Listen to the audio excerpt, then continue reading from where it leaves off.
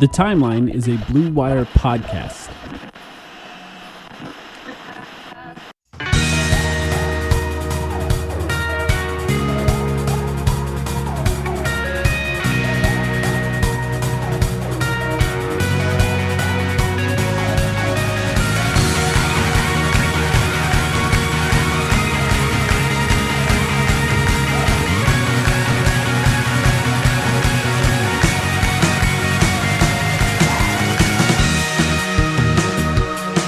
Welcome to the Timeline of Phoenix Suns podcast. Sam, we're back. The Suns have won 2 in a row.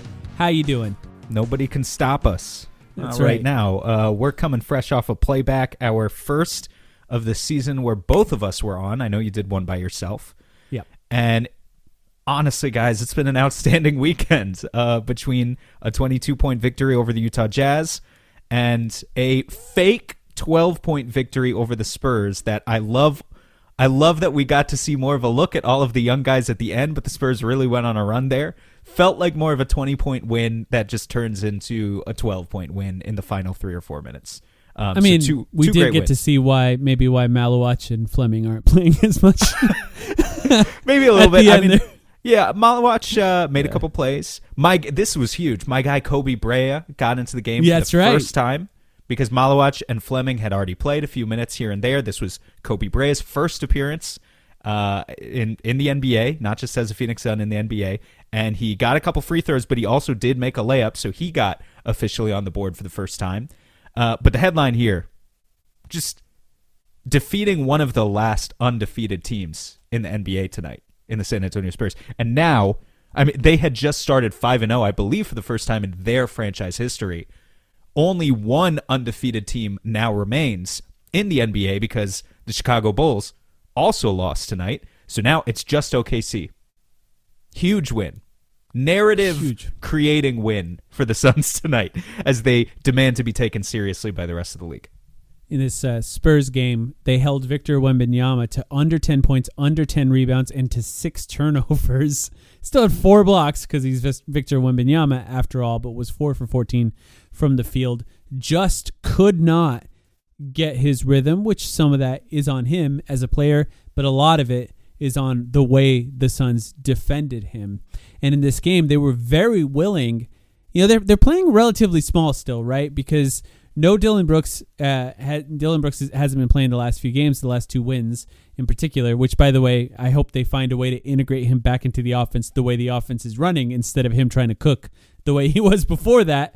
But in this game, they're still playing small. In that Grayson Allen, Ryan Dunn, and Royce O'Neal are the 3 forwards, I guess. They're, you know, one of them is a shooting guard, Grayson, very clearly, that are starting on this team, and they were very willing to put one of those guys in particular to start a play, Royce or Ryan Dunn, on Victor Wembanyama, or just switch any of the other guys on him, including Devin Booker, and then just bring a second guy as soon as the ball was swung to him and force him to be a playmaker out of that position, and that's what led to those 6 turnovers and his whole rhythm being thrown off. Now, not entirely novel to double the best player on a team, but I think in particular the Spurs, the other guys that start on that team, Devin Vassell, Stephon Castle, Harrison Barnes, Julian Champagnie, you want those guys to be the guys that have to beat you for this team. Sure. And although Stephon Castle did well, they have to prove that they can be the guys to beat you for the Spurs to win a ton of games this year. And the Suns just did a great job maintaining that. Yeah, I mean, Stephon Castle, you know, to his credit, 26 points on 10 of 16 shooting here. But, yeah, you're absolutely right. Like, this is the advantage of getting to play the San Antonio Spurs when they're dealing with some injuries. De'Aaron Fox still hasn't played. So they're just they're a one-star team, just like we're a one-star team, and we got to benefit from that tonight. I also mentioned to you as we were going into the game when the Spurs starters were announced, they don't have Luke Kornet. They don't have Kelly Olynyk. You know, Wemby is terrifying. But outside of him, there isn't as much size as maybe you would necessarily anticipate. I do think the Spurs did a good job, like given what the types of guys they were playing, to still pull down 16 offensive rebounds, and they did get some second chance points on us. But Harrison Barnes at the 4 it's just not that frightening in terms of what you're going against. So bringing the doubles against Wemby, allowing Mark Williams to roam when possible, it was the right approach. I'm not going to pretend that it was honest, the only reason that Wemby got 9 points. Like some of that is just he was off, but still. There has to be some willingness to give up some of those offensive rebounds with putting Mark Williams on corner shooters, because the willingness to put a wing on Wembanyama also required Mark Williams to chase a little bit on the perimeter when the ball would swing to his guy, which means the rebounding wasn't quite under the rim the way it would be had he played his normal position, which is against a big. And Mark Williams still had a good game, but like 7 points, 7 rebounds, it's just not what you expect out of him when he plays 25 minutes, which he did in this game, but still was pretty good overall in this game. 1-star team, I'm glad you mentioned that, because I do think one place that we should start with this one is just Devin Booker. And what a weekend for Devin Booker. What a week for him, really. He's just been really, really great, but this, I think, was his crowning achievement game so far this season. Even though he still had 5 turnovers, he ended this with 28 points, 13 assists on 10 for 15 shooting, plus 26, and was just cooking everyone that was trying to defend for this one. I would just, it's the entire weekend for Book. Really, there was no drop off in the Jazz game. He had 36, 6 rebounds, 9 assists, 1 turnover on 13 of 23 shooting, plus 19, and then keeps it rolling coming into San Antonio. 28 and 13 assists, 10 of 15 shooting, plus 26. Just an absolutely ridiculous weekend for Devin Booker. And proof, that this is a guy we should never take for granted. And even when there's a bad performance here or there, or subpar performance, or a subpar half, sometimes it even is, that a reminder for all of us to try and tune out the noise a little bit too, and just let Booker go to work. He was absolutely outstanding. I don't even know what else to say about him, honestly. Where would you start with kind of what has impressed you most about the way Booker is playing? I think in the last few games, it really has been the passing, because I think he's been making a lot of great reads, but in the first few games of the season with a bunch of new teammates, you could tell there just wasn't a familiarity with where these guys were going to be offensively. And in the last few games since then, as they've sort of gotten more familiar with the style of offense that they are attempting to play, which is closer to what the Suns did when they were great before as well, but with some new stuff mixed in, he's just been making the right reads and been making them early. I think for him, getting off the ball relatively early when doubles are coming to him is going to be really important this season, which means other guys have to make plays in those scenarios. But even in those cases, the ball often finds its way back to Devin Booker. So just finding a way to get off the ball relatively quick is going to be important. But in this game, he's seeing 2 steps ahead with where the help is going to come off of, and hitting those guys in cross-court passes. Or I think one of the reasons his assists have gone up too is just playing more with Mark Williams. Another player who can score, unlike Oso Ighodaro. You pass to him in the middle of the floor, he's going to pass it to someone else or get fouled. Mark Williams can catch it and score. And so just having the ability to have weapons around him, because this is the best shooters he's going to play with, right? This starting lineup, it's probably even going to be better than when he plays with Jalen Green or Dylan Brooks. Royce O'Neal, Grayson Allen are going to be really, really great. I think it's a toss-up, but yeah, probably. I mean, Royce and Grayson, when they're in position, are just better standstill shooters. You're probably right. So if you're talking about just getting assists, that might be true. Obviously, I think Jalen, so many questions about Jalen when he finally does suit up for the Suns. I think the offensive ceiling is even higher once Jalen gets in there. But if we're talking about the number of assists, Book also got, I don't know how many, but just some hockey assists from playing with Mark Williams. Ryan Dunn, now it turns out, I'm sure we're going to talk about him more later, but is a guy who you can hit the pass to Ryan Dunn in the middle when Book gets doubled, and he can finish off with a lob up top to Mark Williams, and that's a quick way for Book to get a hockey assist too. So yeah, I don't know. I mean, he was sensational. Also, just veteran moves. Uncle Booker at this point. Yeah. In the fourth quarter, we had David on the playback stream with us, and the three of us were sort of just talking about, how weird it was, the officiating pace to this game, because there was a point late third quarter, early fourth quarter, whatever. Maybe it was even earlier than that, just the second half, where both teams were playing pretty physical all game, but the fouls only started being called in the second half, and I don't know why. There were not a lot of free throws taken in the first half of this game, and then just late in the game, the refs were like, okay, those are all fouls now, and we're going to slow down the pace. Mm-hmm. And the Spurs, broadly speaking, were able to get back in the game, but I do think Book was able to play with a lot of poise in the fourth quarter. At one point, recognized the way that the physicality was going and just decided, okay, I'm going to draw 3 fouls on Stephon Castle in 15 seconds and put them in the bonus and slow this game down. And his ability to hit a stride within multiple paces, I thought was really impressive. Also, in that moment, the Spurs were making a push. They were making the game close, and they needed someone to close the door on that. And Booker took it upon himself and not only drew those 3 fouls in one possession, essentially, but also on the best player for the Spurs, on Stephon Castle. He got into his head and then hit the 2 free throws to kind of close it, and all momentum was zapped out of what the Spurs were trying to do in that moment. And Booker has to be good all the time for the Suns to win games, but they don't have another closer. He really has to be great in the fourth quarter if games are going to be close. This one was not, so they were able to just win it. But there will be times where it is going to be close. Even in the Memphis Grizzlies game, he had opportunities to win it, and had he made one of those shots, of course they would have won.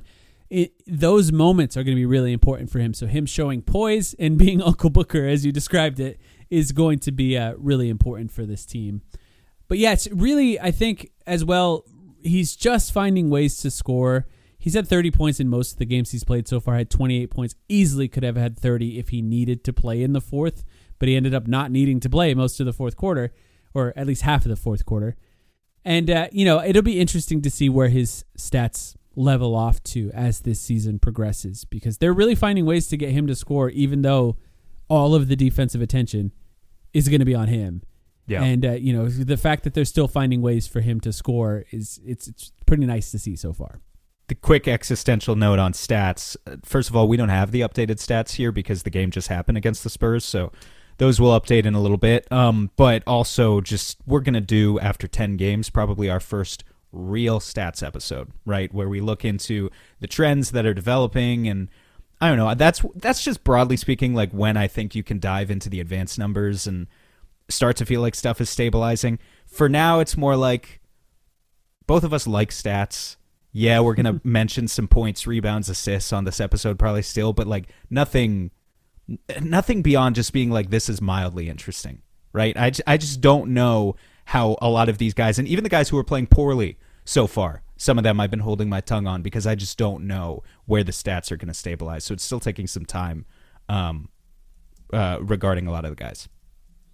It's a good point. And actually, as you said that, I was thinking, I did talk to a stat guy that I know about when stats start to normalize, when you can actually start looking at them in more serious ways. And the one thing he says that normalizes pretty early is pace.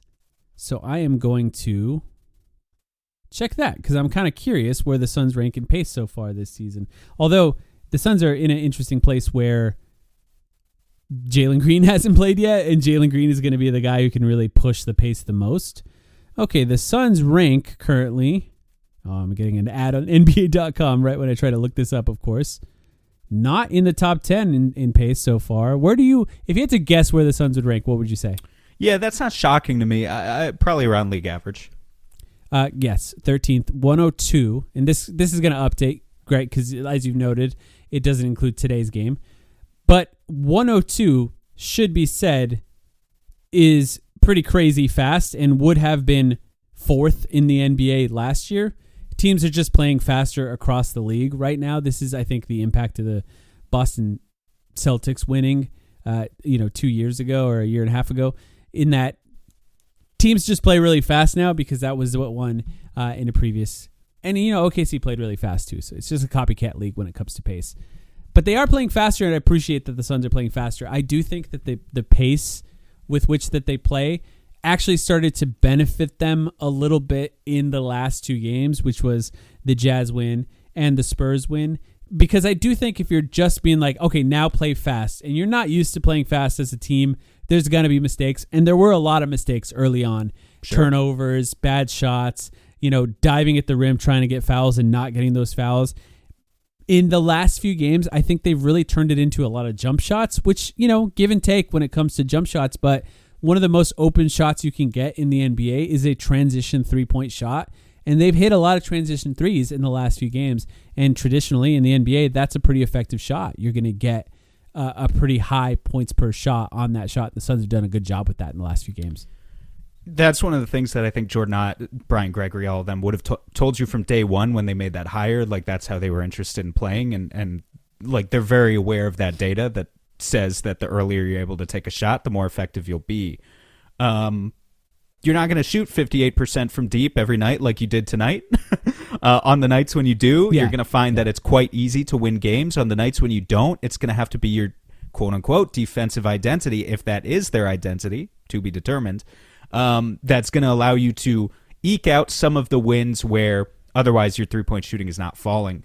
But I do think, like with Jalen Green out and now with Dillon Brooks out, so much of the credit for them being able to continue to score points at a high pace has to go to, yes, Devin Booker. We talked about Devin Booker. He's been sensational.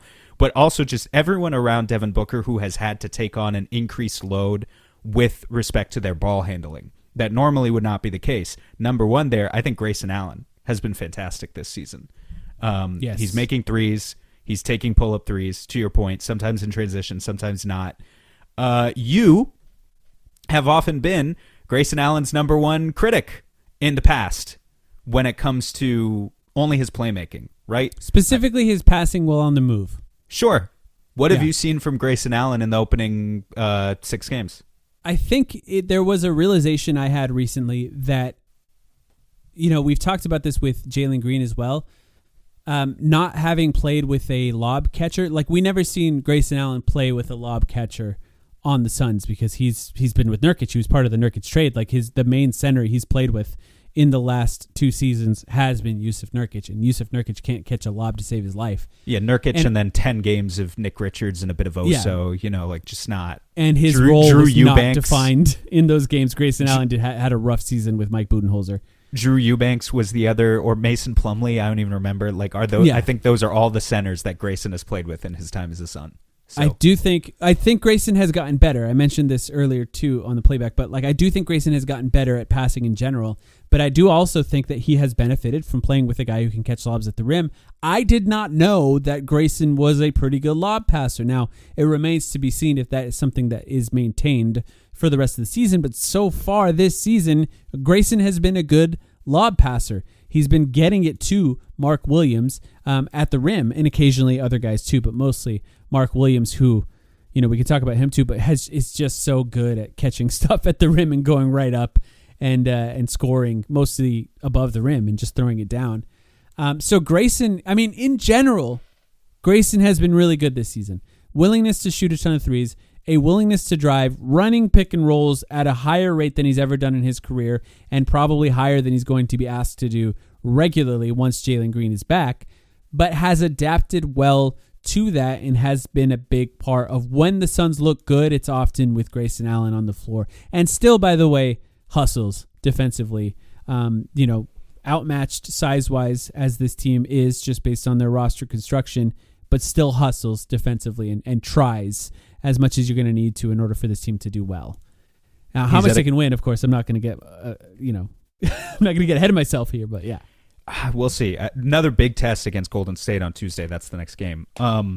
He's at a career high in minutes right now. Obviously, that's going to go down as Jalen comes back and Dillon Brooks can play.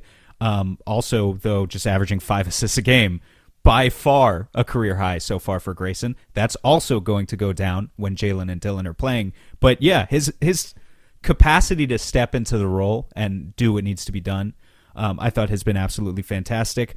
And other guys as well. We've seen a little bit of it from Royce. We've seen a little bit of it from Ryan Dunn. I certainly wouldn't classify Ryan Dunn as like an effective dribbler. But I think, if he can limit it to 1 or 2 dribbles and then make a lob pass up top, he has shown that he's more than capable of doing that so far this season. And sometimes when Book is getting trapped beyond the 3-point line, and you need someone to flash to the middle, that's all it takes for a guy like Ryan Dunn, right? So he's been effective in that role. And then Colin Gillespie. Colin Gillespie has been outstanding in his role as backup point guard this season. Really, as I don't know, I guess you would classify him as the sixth man of the year so far, right? Just has a really, really strong assist to turnover ratio so far. That is, I feel like, kind of the sort of stuff that I already knew Colin could do. It's some of the other more taking guys off the dribble and really pushing the bounds of where his confidence can go with him as a 3-point shooter. That's where it gets really exciting when you talk about Colin's game, too.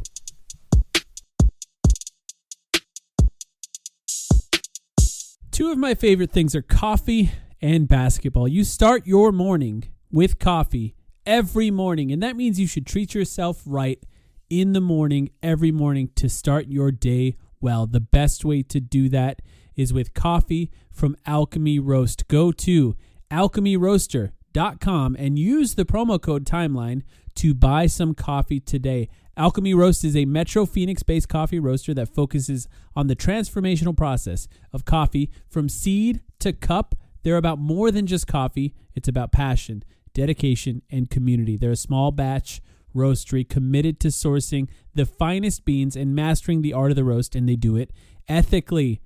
I love their coffee. I start my day with it every single morning. I make espresso. You can make pour over. You can make drip coffee. You can make anything with it. Just go to alchemyroaster.com today and use the promo code Timeline. Get 10% off. Support us here at the podcast. Alchemy Roast is the best coffee. That's alchemyroaster.com. Promo code Timeline at checkout.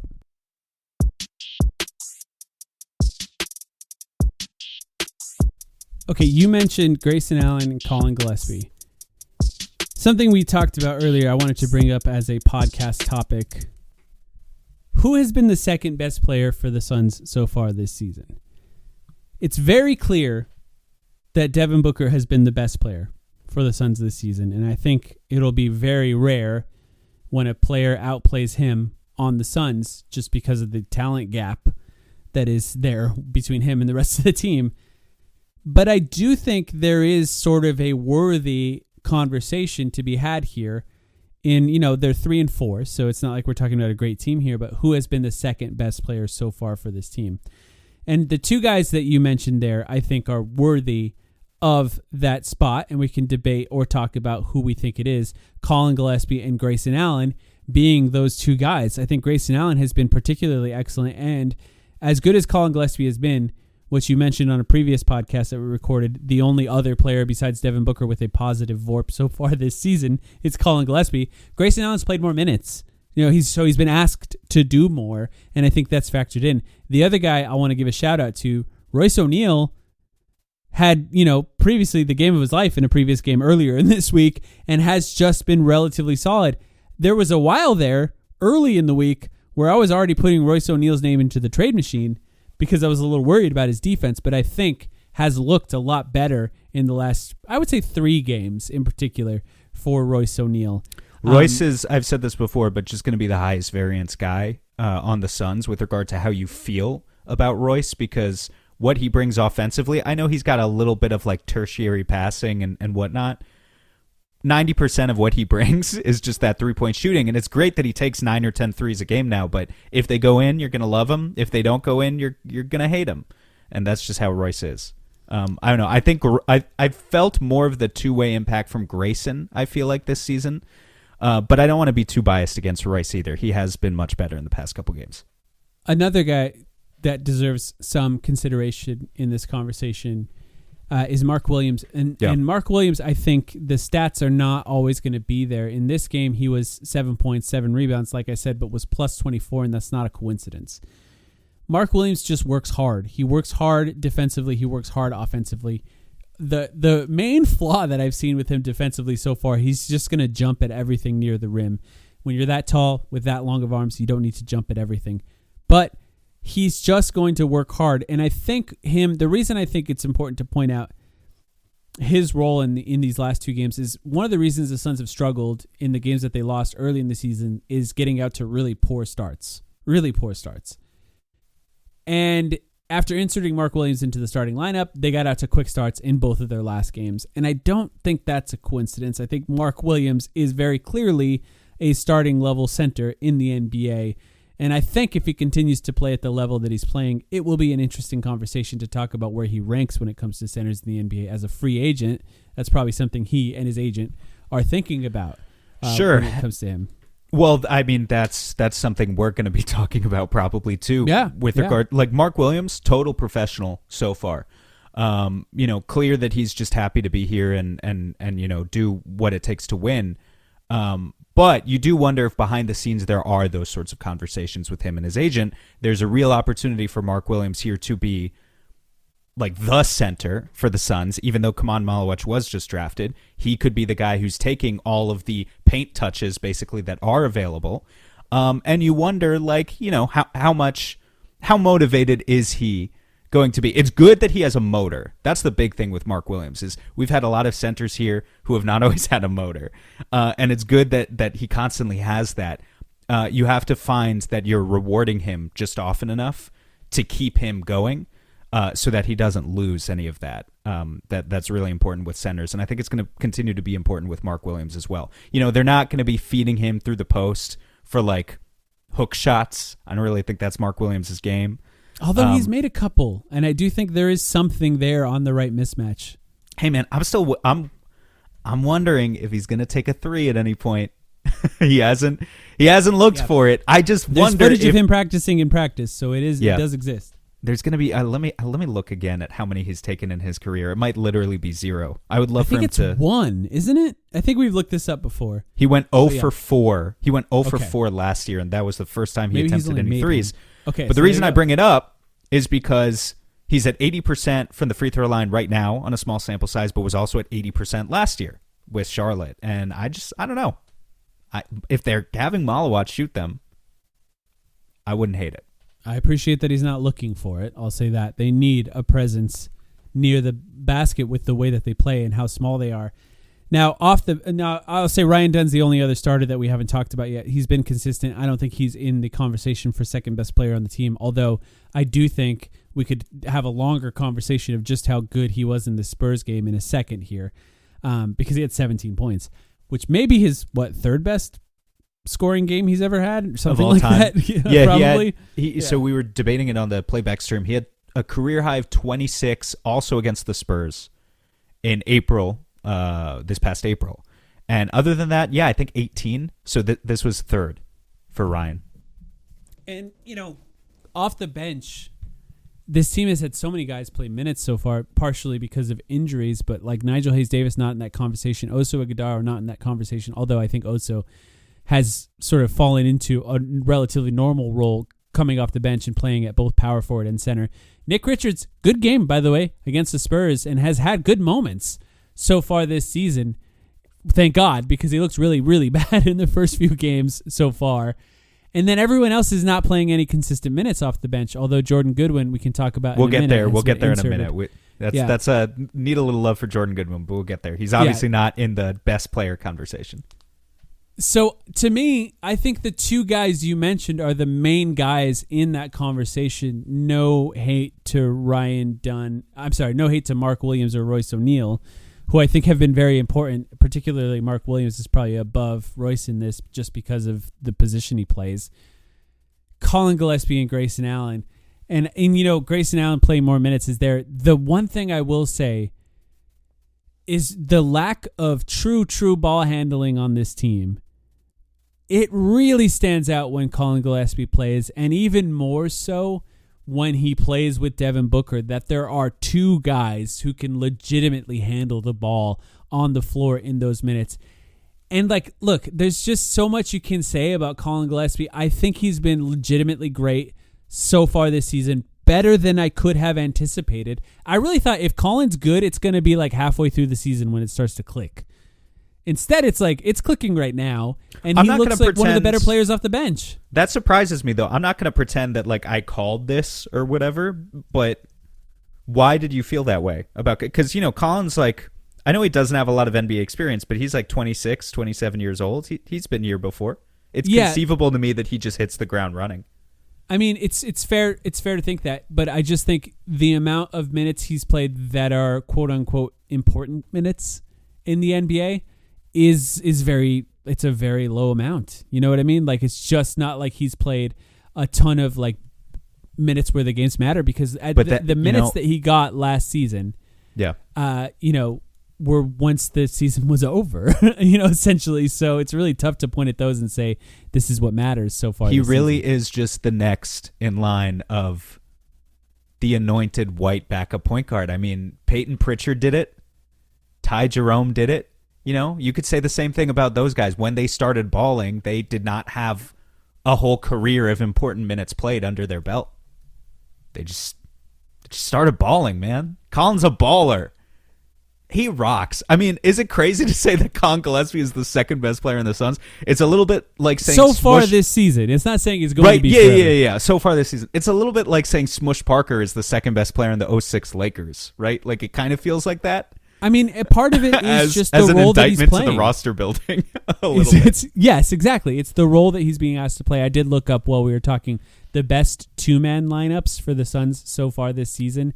I filtered by 75 minutes. It leaves probably 30 or so lineup combinations or whatever for two-man lineups. The best one, Grayson Allen and Colin Gillespie with a 12.3 net rating. Early, this is one of those moments where I'm saying very early to have these conversations.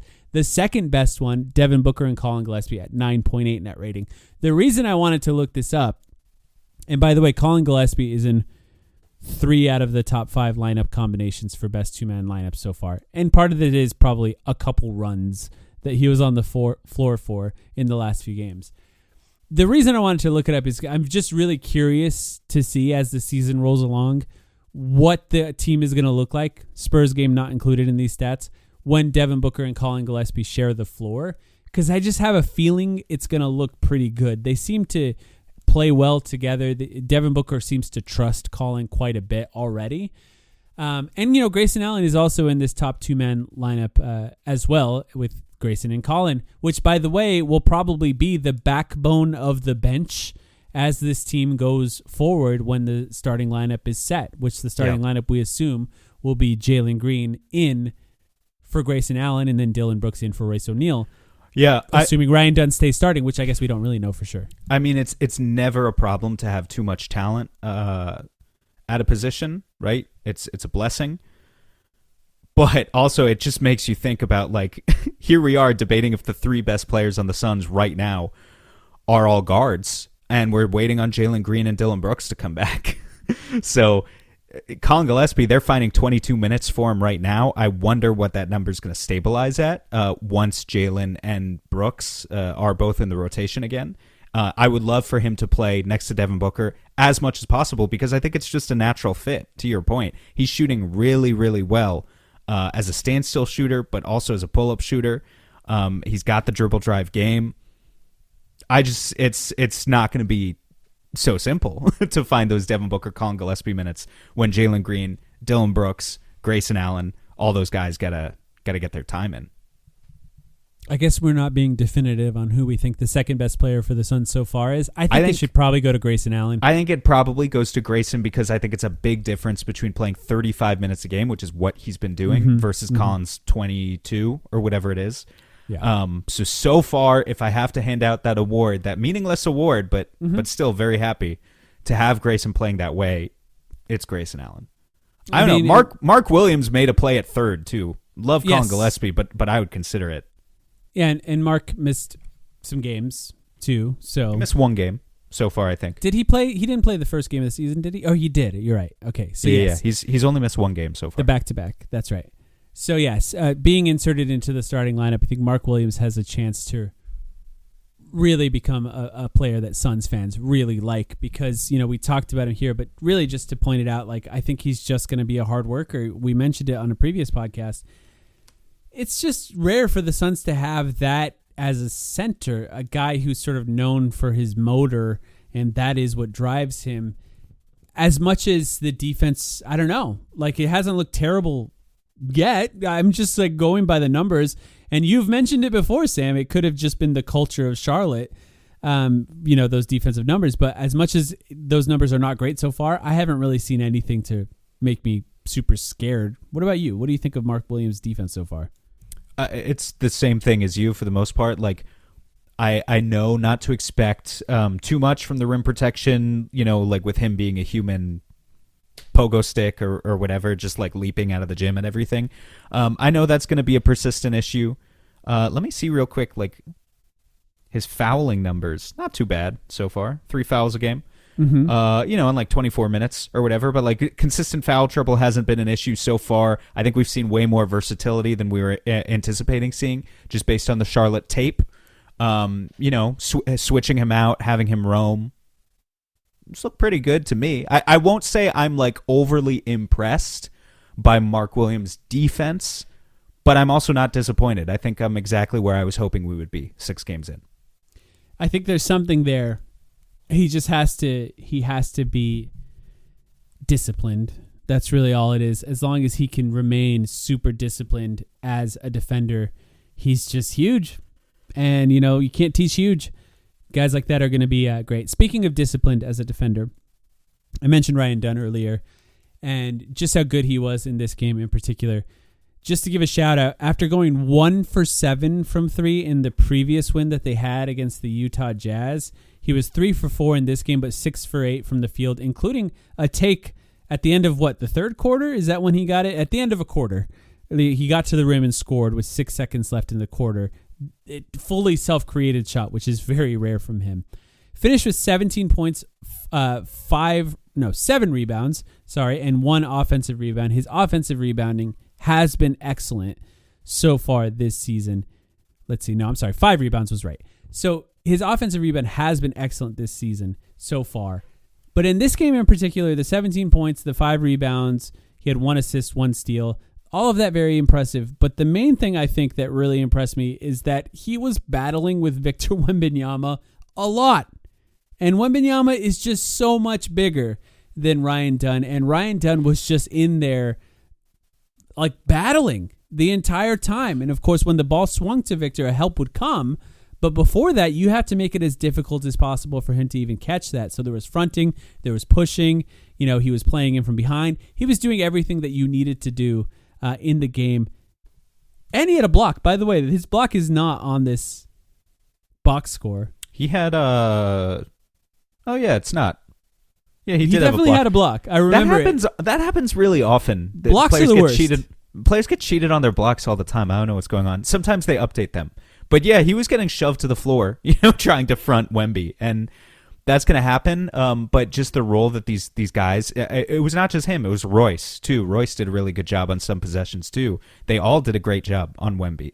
But the game plan was not, we're going to match up Mark Williams directly on Wemby. That just wasn't the game plan. They were going to match up a lot of the wings on Wemby and then bring Mark Williams over as a second defender often. So, I thought Ryan did a great job.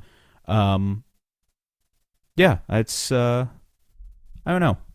One of the big questions. That's about it on Ryan Dunn for tonight, I think. One of the big questions I had in our season preview was just about Ryan Dunn and how good he can be this season. Look, I think there's it's certainly been a massive contrast between him and his fellow sophomore partner this season, I think. Yeah, Oso, yeah. I mean, Oso was asked to start this season. He's even in the best case with Oso this season, he would have never been a good starter. So that was a tough position for him to be put in. But I do think specific to Ryan, other than his three-point shot going in more often, it's hard to ask for more out of what we've seen from him. I just think his defense has been really solid so far this season, in particular as a help defender. There's still times I think he gets screened a little too easily, and I think he could work on that. The on-ball stuff could get a little bit better overall, but has been better than it was last season so far. The cuts have been great. He's really finding the cuts have been really great. Good. Yeah. He's gotten really good at dump-off passes when he's attacking a closeout, so he catches it in the three. If the closeout's late, he's driving on the closeout and dumping it off to Oso or Mark Williams or Nick Richards, and those guys are getting dunks off of that, so that's the occasional assist he has is going to be that. And, if you just look at what you're expecting from him so far, I'm really happy with what I've seen from him. Just to mention it, too, since it's something we talked about, and I talked about it online, He's also being asked to dribble the ball down the court quite a bit. There's some work to be done there. You know? His dribbling is not great so far. But if all he's doing is getting it past the half-court line and then passing it to Devin Booker, Colin Gillespie, or Grayson Allen, he can do that. I hope that's all he does. Maybe occasionally getting some free throws out of it. But yeah.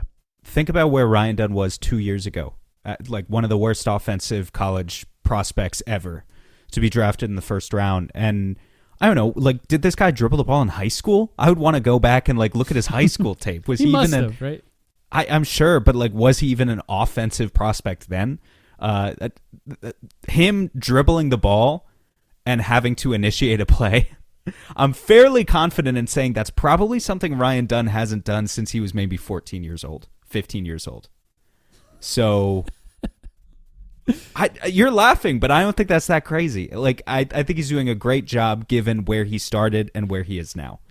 Also, just because, maybe it seemed like I was negative on Oso there for a second, I want to say real quick, the only two big lineup that we're seeing from the Suns so far with any level of consistency is a few minutes that we're getting, usually at the start of the second quarter, where Oso plays power forward and Nick Richards is at center.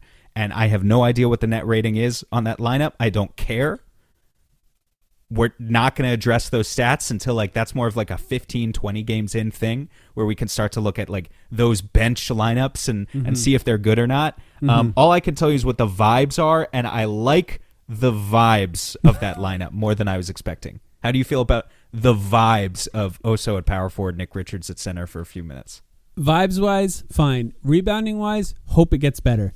Because I really think in those minutes, it's like you got to rebound the ball a lot because you're not going to be great offensively. I have a feeling that those minutes have been a positive so far. I'm not going to look them up either. There just hasn't been enough minutes. But I have a feeling that they've been overall positive so far. And Jordan Ott talked about this, by the way, at one of the shoot-arounds. He expects to see it more, and he is essentially admitted to using it as an opportunity to collect data, and said that they at first were only doing it in the first half, not doing it in the fourth quarter, so second quarter only, because they didn't feel as though they knew enough about how good it was yet. I think they did do it briefly in the fourth quarter today, so maybe they are leaning on it a little bit more. And I vibes-wise, pretty good. Oso's been great as a perimeter defender and really not been great anywhere else. Yeah. So if you're going to utilize what he's been great at, then do that. He's still going to struggle with where to be offensively as a power forward, but he also struggles offensively as a center, so I don't know. Defensively, he moves his feet really well as a power forward. He does. There's a play where he was matched up on Wemby at the start of the second quarter because for some reason Wemby was on the court for a couple of those minutes today, and Wemby was dribbling out at the 3-point line, and Oso just shifted his feet really well and forced a pickup on Wemby, in a one-on-one ISO scenario, and the ball had to be sent back out to some other perimeter player for the Spurs. It wound up in the corner and was an airballed three. And it's like, yeah, I mean, Oso, like the size of that lineup, the potential is huge, but you're absolutely right. They need to actually commit to like rebounding the basketball if those are going to be the two bigs on the floor, because you have no excuse at that point. It's not like you're Dylan Brooks or Royce O'Neal and you're like 6'5" at power forward. If you're Oso at power forward, you got to give us a rebounding advantage. Otherwise, why are we playing you there?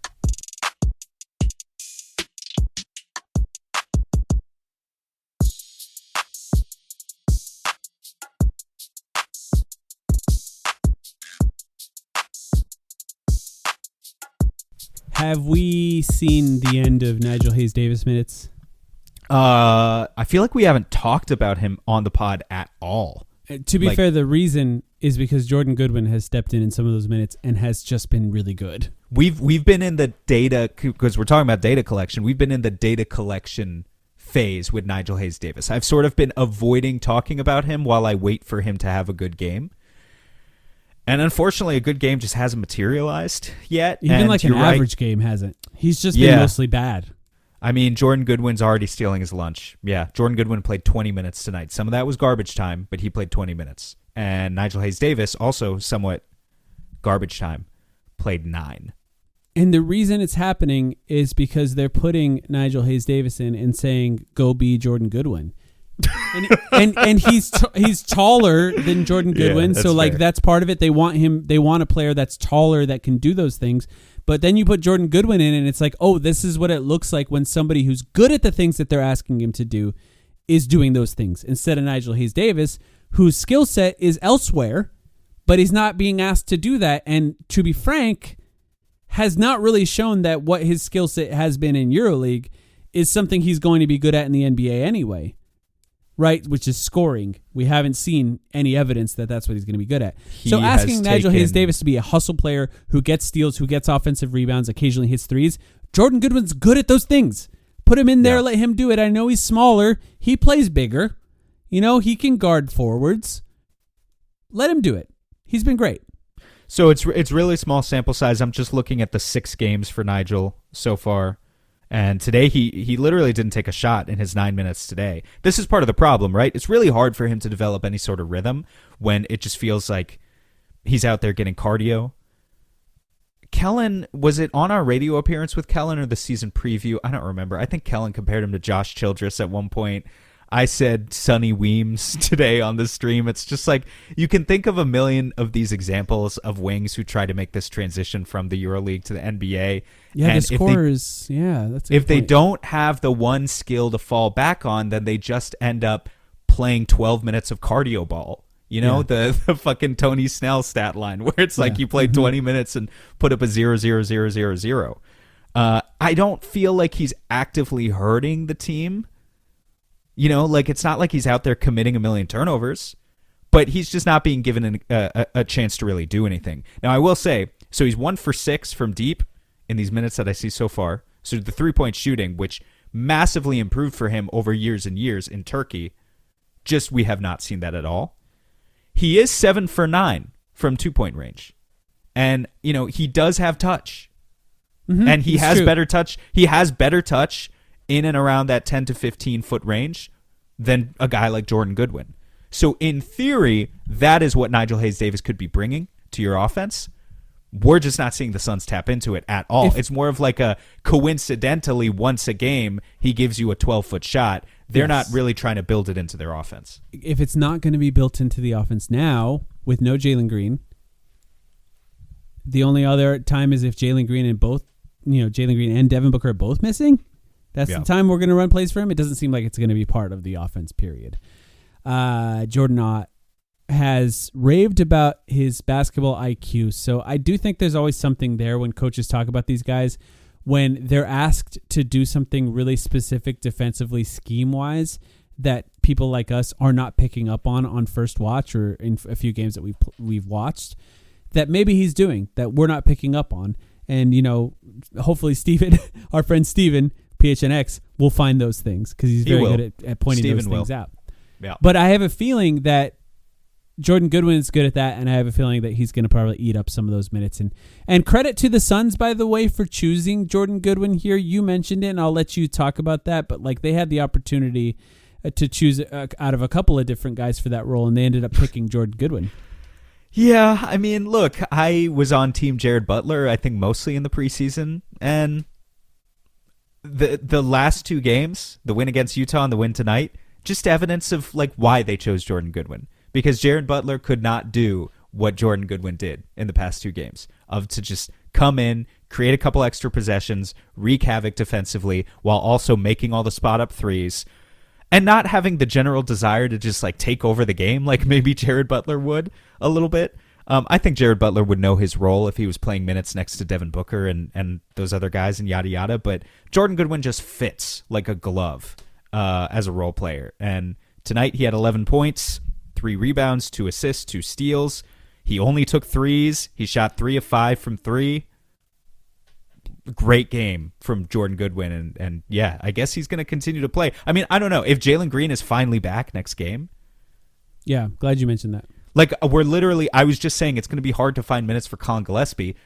Jordan Goodwin is another guy deeper in the rotation than that. There are a lot of talented guards on this team, as it turns out. Yeah, and that's why they play small. And not a lot of talented power forwards. Yeah. So, yeah. Honestly. Tough time to bring back a player, by the way, when they're playing well. But it just puts a lot of pressure on what he's going to do in that first game, which is Tuesday at Golden State. This is going a team that's playing really well right now. This is getting so far ahead of ourselves, but you do wonder if the Suns could build some actual momentum. They're 3-4 right now, this is such a hypothetical what if, but if they 3-4, but they've been pretty injured to start the season. But yeah, you conceive of what they could look to do at the trade deadline. And they just have a glut of guards and no power forwards. And who knows what the trade market looks like around that time. But, it's like too early to have these conversations, but you're already thinking about it a little bit, right? Like, what if they could get that power forward who takes a little bit of scoring pressure off of Booker and is also 6'8", 6'9"? Yeah.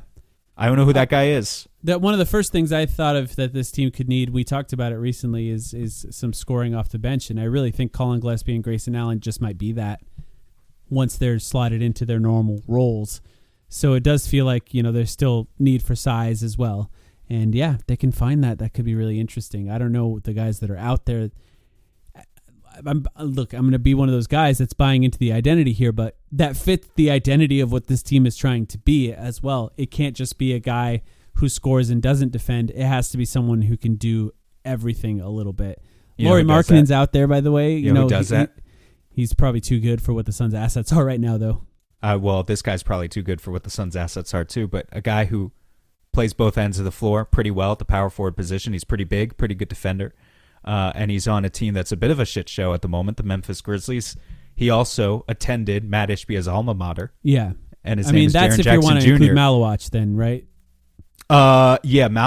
If you wanted to this is where it gets scary if you really want to talk about how far would Ishbia be willing to go. Yeah. In a hypothetical Jaren Jackson Jr. trade, you're trading Malawach. Yeah, you'd have to. And maybe possibly Ryan Dunn as well. Anyway, and too early to have that conversation, but yeah, coming up with a salary for him would be hard too. But yeah, we're not going to make a fake trade right now. Anyway, although we will at some point this season.